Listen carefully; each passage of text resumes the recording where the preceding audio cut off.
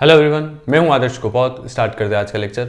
आज का लेक्चर होने वाला है हमारा भारतीय न्याय संहिता 2023 के ऊपर, यानी कि बीएनएस की हमने जो नई सीरीज स्टार्ट की है उसी का एक अगला पार्ट होने वाला है। अब इससे जस्ट पहले मैंने भारतीय न्याय संहिता 2023 का इंट्रोडक्शन बनाया था, जिसकी लिंक मैं यहाँ दे दूंगा।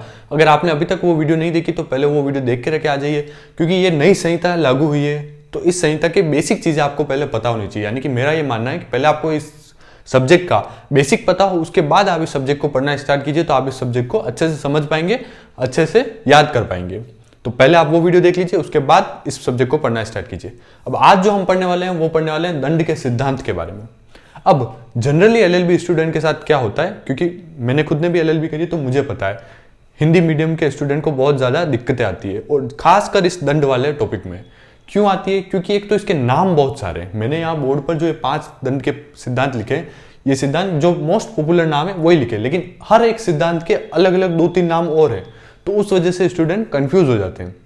तो इस वीडियो में मैं आपको सब कुछ क्लियर कर दूंगा, सारे सिद्धांत को क्लियर कर दूंगा, इनके अंदर का मैटर क्या है और उसको कैसे याद करना है, ताकि आप किसी और का मैटर किसी और में लिख करके ना आ जाओ। ये भी मैं आपको इसी वीडियो में क्लियर कर दूंगा। अब मेनली 2 चीजों में कंफ्यूज होते हैं। क्या होते हैं? एक तो दंड के सिद्धांत में और एक दंडों के प्रकार में। दोनों चीजें अलग अलग है। अभी मैं आपको दंड के सिद्धांत बता रहा हूं, इसके बाद अगली वीडियो में मैं आपको दंड के प्रकार बता दूंगा। तो दंड के सिद्धांत क्या कहते हैं? सबसे पहले तो बात करें दंड की। दंड क्या है? दंड किसी समाज विरोधी काम, किसी व्यक्ति द्वारा अगर कोई समाज विरोधी काम किया जाए तो उसके ऊपर जो दबाव बनाया जाता है उस समाज विरोधी काम करने के बदले में उसके ऊपर एक प्रकार का दबाव बनाया जाता है, उसे दंड कहते हैं। अब दंड के सिद्धांत क्या है? दंड के सिद्धांत और दंड के प्रकार दोनों अलग अलग है, दोनों में कंफ्यूज नहीं होना है। दंड के सिद्धांत तो ये बताते हैं कि भाई किसी अपराधी ने, दंड के सिद्धांत हमें बताते हैं कि भाई किसी व्यक्ति ने या किसी अपराधी ने कोई अपराध किया है तो उसके अपराध के बदले उसे किस तरह का दंड दिया जाए, ये चीज तो बताते हैं दंड के सिद्धांत। और दंड के प्रकार क्या बताते हैं? दंड के प्रकार बताते हैं कि किस किस तरह के दंड हमारे पास उपलब्ध है। जैसे आईपीसी में 5 तरह के दंड थे और भारतीय न्याय संहिता 2023 में एक दंड और जोड़ दिया गया, यानी कि टोटल 6 प्रकार के दंड हो गए। जैसे फांसी हो गई, जेल हो गया, जुर्माना हो गया। इन चीजों को हम अगली वीडियो में पढ़ेंगे। अभी सिर्फ दंड के सिद्धांतों को अच्छे से याद कर लेते हैं। दंड के सिद्धांत 5 मुख्य दंड के सिद्धांत है। क्या क्या है? पहले तो इनके नाम पढ़ लेते हैं। प्रतिरोधात्मक सिद्धांत, प्रतिशोधात्मक सिद्धांत, सुधारात्मक सिद्धांत, निरोधात्मक सिद्धांत और प्रायश्चित सिद्धांत। अब हिंदी के स्टूडेंट में क्या होगा कि इन जो 5 मैंने नाम लिखे, ये तो मैंने मोस्ट यूज्ड नाम लिखे, यानी कि जो सबसे ज्यादा दंड के सिद्धांत के पॉपुलर नाम है। लेकिन इसी सिद्धांत के, यानी कि एक कोई भी सिद्धांत पकड़ लो, जैसे प्रतिशोधात्मक सिद्धांत ले लिया आपने, तो प्रतिशोधात्मक सिद्धांत के भी हिंदी में ही 2-3 अलग अलग नाम और हैं। तो अगर क्वेश्चन में कोई अलग नाम आ गया तो आप उसे डिटेक्ट नहीं कर पाओगे कि भाई ये प्रतिशोधात्मक है कि प्रतिरोधात्मक है, किसके बारे में पूछा है। तो आपको इस टॉपिक को लेकर के क्या करना है कि इस टॉपिक में आपको इंग्लिश वाले नाम भी याद रखने हैं। जैसे प्रतिरोधात्मक सिद्धांत को डेटरेंट थ्योरी कहते हैं, प्रतिशोधात्मक सिद्धांत को रिट्रीब्यूटिव थ्योरी कहते हैं, सुधारात्मक सिद्धांत को रिफॉर्मेटिव थ्योरी कहते हैं, निरोधात्मक सिद्धांत को प्रिवेंटिव थ्योरी कहते हैं। तो इस तरह से इनके इंग्लिश वाले नाम भी आपको याद कर लेने हैं, हिंदी के साथ इंग्लिश वाले। इसीलिए मैंने आज स्पेशल इंग्लिश लिखी है, जनरली मैं नहीं लिखता हूं। तो इसलिए लिखिए क्योंकि आप इनको याद कर लीजिए, इंग्लिश वाले नाम को भी। आप कंफ्यूज हो जाएंगे बाकी, क्योंकि नाम हर बार एग्जाम में अलग अलग तरीके से आ सकता है। अब बात करें प्रतिरोधात्मक सिद्धांत की। भाई पहले क्या होता था, ये सबसे पुराना सिद्धांत है। अब पहले इन सबको मैं ओवरऑल आपको समझा देता हूं, उसके बाद एक एक को डीप में पढ़ेंगे। भाई सिद्धांत, दंड के जो सिद्धांत है उसमें क्या होता था कि पुराने जमाने में किस प्रकार से दंड दिए जाते थे। राजा महाराजाओं के टाइम पे क्या होता था कि भाई किसी ने कोई छोटे से छोटा अपराध भी किया, जैसे कोई चोरी कर लिए थोड़े रुपयों की, तो उसके बदले में भी उसे क्या कर दिया जाता था, या तो मरवा दिया जाता था, या फांसी लटका दी जाती थी, या हाथ काट दिए जाते थे। तो इस प्रकार के कठोर दंड दिए जाते थे। तो पुराने जमाने में इस प्रकार के दंड दिए जाते थे। फिर धीरे धीरे टाइम बदला, टाइम के साथ क्या हुआ कि अपराधों के लिए दंड भी बदलते गए। फिर धीरे धीरे क्या हुआ कि जिसने जैसा अपराध किया उसे वैसा दंड दिया जाने लगा। यानी कि किसी ने ए ने बी का हाथ काट दिया है तो ए का भी हाथ काट दिया जाता था, ताकि दोनों बराबर हो जाए। फिर धीरे धीरे टाइम बदला, समय निकला थोड़ा, समय के बाद क्या हुआ, नए सिद्धांत आए। जैसे सुधारात्मक सिद्धांत में क्या हुआ कि उसे सुधरने का मौका दिया जाने लगा, उसे छोटा मोटा दंड दिया जाने लगा ताकि वो सुधर सके। फिर समय बदला, समय के साथ क्या हुआ कि व्यक्ति को क्या किया जाने लगा कि समाज से अलग कर दिया जाने लगा, कहीं जाकर के बंद कर दिया जाता था, आइसोलेट कर दिया जाता था, ताकि वो और भी कोई अपराध न कर सके, और वो आइसोलेट रहे ताकि लोगों को और परेशान न करे और लोग उससे प्रभावित ना हो। फिर धीरे धीरे समय बदला और उसे ऐसा दंड दिया जाने लगा जिससे उसमें उसके मन परिवर्तन हो और वो अपराध से दूर हो, यानी कि उसके मन को परिवर्तन कर दिया जाने वाला प्रायश्चित हो सके उसे, ऐसे जो है दंड दिए जाने लगे। तो ओवरऑल बात यह है कि भाई समय के साथ साथ धीरे धीरे दंड बदलते रहे। तो उन्हीं चीजों को आज हम पढ़ने वाले हैं। अब पहला जो सिद्धांत है दंड का सिद्धांत, जो पहला सिद्धांत है वो है प्रतिरोधात्मक सिद्धांत। प्रतिरोधात्मक सिद्धांत क्या कहता है? ये सबसे प्राचीन सिद्धांत है। आपको ये ध्यान रखना है कि प्रतिरोधात्मक सिद्धांत जो है वो सबसे प्राचीन सिद्धांत है। इसमें क्या है, ये सिद्धांत किस बात पे जोर देता है? ये सिद्धांत इस बात पे जोर देता है कि भाई किसी अपराधी ने अगर कोई अपराध किया है तो उस अपराधी को ऐसा कठोर से कठोर दंड दो, कठोर से कठोर यातनाएं दो कि उस व्यक्ति के लिए इतना कठोर दंड हो जाए कि आम लोगों के लिए वो व्यक्ति उदाहरण बन जाए कि इस व्यक्ति ने ऐसा काम किया था, ऐसा अपराध किया था जिस वजह से इसे इतना कठोर दंड मिला। तो आम लोगों के लिए एक तो वो उदाहरण बन जाए और आम लोगों में उस दंड के दंड, एक व्यक्ति को दंड देने की वजह से आम लोगों में भय व्याप्त हो जाए कि भाई हम कभी कोई अपराध नहीं करेंगे, अगर हम अपराध करेंगे तो हमें भी इस प्रकार का कठोर से कठोर दंड दिया जाएगा। तो इसीलिए आम लोगों में भय व्याप्त करने के लिए और उसे इतनी कठोर से कठोर दंड दिया जाता था, कठोर से कठोर यातनाएं दी जाती थी ताकि आम लोग अपराध से दूर रह सके और उनमें भय व्याप्त हो जाए। तो प्रतिरोधात्मक सिद्धांत एक ही बात पे जोर देता है कि कठोर से कठोर दंड दो, कठोर से कठोर उसे व्यक्ति को यातनाएं दो ताकि आम लोगों में भय व्याप्त हो जाए और आम जनता जो है अपराध करने से अपने आप को दूर रखे। तो प्रतिरोधात्मक सिद्धांत ये बात कहता है। अब बात करें दूसरे सिद्धांत की, प्रतिशोधात्मक सिद्धांत। प्रतिरोधात्मक सिद्धांत ध्यान रहे ये सबसे पुराना सिद्धांत है, यानी कि सबसे पहले जैसे हम नॉर्मल भी देखते हैं तो राजा महाराजाओं के टाइम में क्या होता था, छोटी मोटी चोरी भी कर ली होती थी तो उसे मरवा दिया जाता था राजाओं के द्वारा, उसके मृत्युदंड के आदेश दे दिए जाते थे। तो ये उस समय का सिद्धांत है, उस टाइप का सिद्धांत है। अब बात करें प्रतिशोधात्मक सिद्धांत की। प्रतिशोधात्मक सिद्धांत में क्या है, आपको नाम से ही याद रखना है, प्रतिशोधात्मक सिद्धांत यानी कि प्रतिशोध, इसमें फर्स्ट में क्या आ रहा है, प्रतिशोध। तो आपको यहां से कंफ्यूज नहीं होना, प्रतिशोध से ध्यान रखना कि प्रतिशोध का मतलब होता है बदला लेना।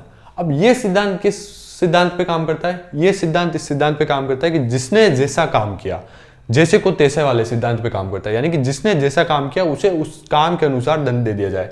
जैसे ए व्यक्ति ने बी व्यक्ति का हाथ काट लिया, इस सिद्धांत में क्या है, एक एग्जांपल समझ लेते हैं। ए और बी दो व्यक्ति, ए व्यक्ति ने क्या किया, बी व्यक्ति का हाथ काट दिया।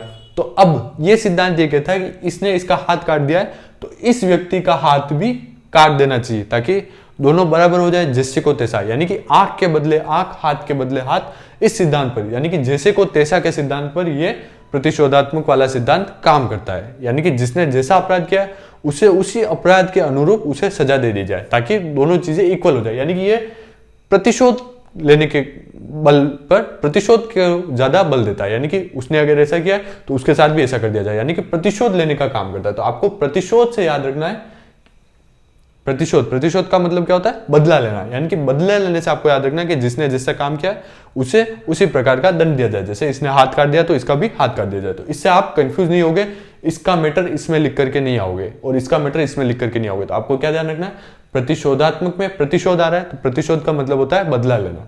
तो बदला लेना, हाथ के बदले हाथ, आंख के बदले आंख, इस तरह से आपको ये याद हो जाएगा। अब अगले पॉइंट की बात करें, सुधारात्मक सिद्धांत। सुधारात्मक सिद्धांत, ये जो प्रतिरोधात्मक सिद्धांत है ये था प्राचीनतम सिद्धांत और सुधारात्मक सिद्धांत जो है ये है नवीनतम सिद्धांत। सुधारात्मक सिद्धांत किस बात पर बल देता है? सुधारात्मक सिद्धांत व्यक्ति को सुधरने के मौका देने के ऊपर बल देता है, यानी कि ये कठोर से कठोर दंड देने पर बल नहीं देता जैसा कि ये देता था और ये देता है। सुधारात्मक सिद्धांत क्या कहता है? सुधारात्मक सिद्धांत ये कहता है कि अगर किसी व्यक्ति ने कोई अपराध किया है तो उस अपराध के बदले में उसे सुधरने का मौका देना चाहिए। उस अपराध को बहुत कठोर दंड नहीं देना चाहिए, सामान्य दंड के साथ उस व्यक्ति को सुधरने का मौका देना चाहिए ताकि वो सुधर सके और समाज में पुनः घुल मिल सके और पुनः समाज में स्थापित हो सके। यानी कि उसे एकदम खत्म करने पर बल नहीं देता, उस व्यक्ति को सुधार करके वापस उस अपराधी को समाज में लाने पर बल देता है। कौन सा? सुधारात्मक सिद्धांत, रिफॉर्मेटिव थ्योरी। आपको इंग्लिश नाम भी याद रखने हैं।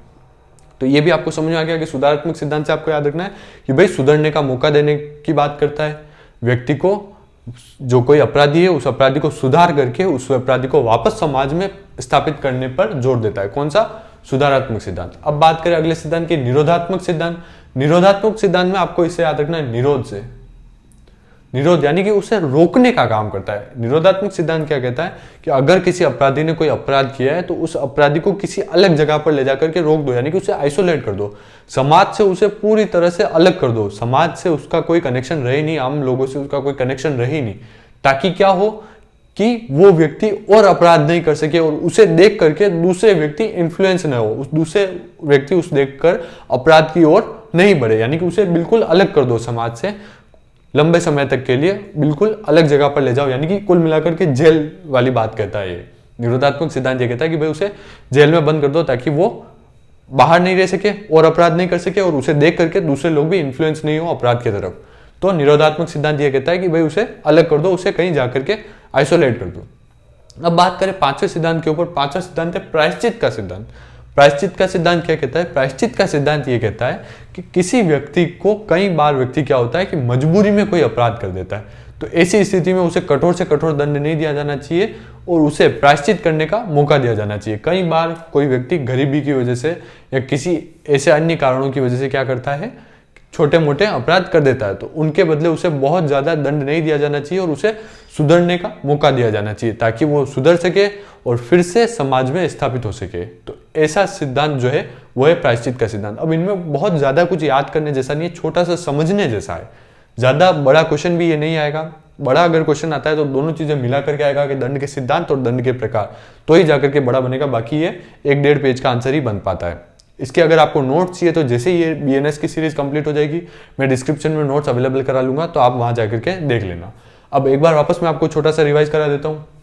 प्रतिरोधात्मक सिद्धांत क्या कहता है? प्रतिरोधात्मक सिद्धांत ये कहता है कि भाई उस सबसे पुराना सिद्धांत है, एक तो ये ध्यान रखना, प्रतिरोधात्मक सिद्धांत सबसे पुराना सिद्धांत है और कठोर से कठोर दंड देने पर बल देता है। कठोर से कठोर दंड दे दिया जाए उस व्यक्ति को ताकि उसे देख करके दूसरों के लिए उदाहरण बन जाए और दूसरे लोग वैसा काम ना करें। प्रतिशोधात्मक सिद्धांत, प्रतिशोध से याद रखना कि बदला लेना, यानी कि हाथ के बदले हाथ, आंख के बदले आंख। सुधारात्मक सिद्धांत, सुधार से याद रखना, सुधार का मतलब है कि उसे सुधार करने का मौका दिया जाए, थोड़ी बहुत सजा दे दी जाए और उसे वापस समाज में स्थापित किए जाने की बात करता है। निरोधात्मक सिद्धांत क्या कहता है? निरोध से याद रखना है कि उसे अलग कर दिया जाए, उसे रोक दिया जाए, उसे समाज से अलग रख लिया जाए लंबे समय तक के लिए ताकि वो खुद अपराध नहीं कर सके और उसे देख करके दूसरे लोग भी अपराध ना करें। प्रायश्चित का सिद्धांत क्या कहता है? प्रायश्चित का सिद्धांत भी यही कहता है कि भाई लोगों को, अपराधी को प्रायश्चित करने का मौका दिया जाना चाहिए। कई बार आवेश में आकर के, कई बार गरीबी की वजह से चोरी वगैरह कर लेता है, तो ऐसे स्थिति में उससे प्रायश्चित करने का मौका देना चाहिए और उसके बाद उसे वापस समाज में स्थापित हो सके, इस बात पर बल देता है। यानी कि ये सुधारात्मक सिद्धांत और प्रायश्चित सिद्धांत क्या बल देता है? उस व्यक्ति को समाज में वापस स्थापित किया जा सके।